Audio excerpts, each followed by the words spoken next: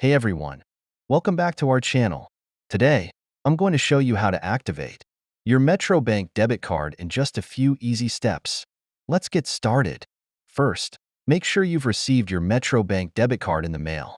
Carefully unpack it and ensure all the necessary documents are included. Head to the Metro Bank website and log in to your online banking account.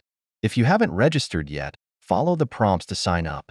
Once logged in, click on the My Accounts tab and select Card Activation from the drop-down menu. Enter your debit card number, expiration date, and security code. Make sure to enter the details accurately to avoid any issues. Create a unique 4-digit PIN for your debit card.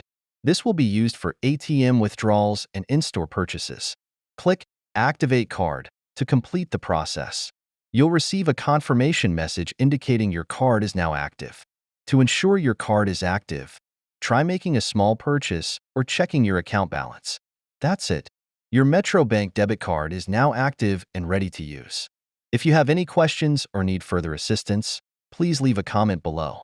Thanks for watching, and don't forget to like and subscribe for more helpful content.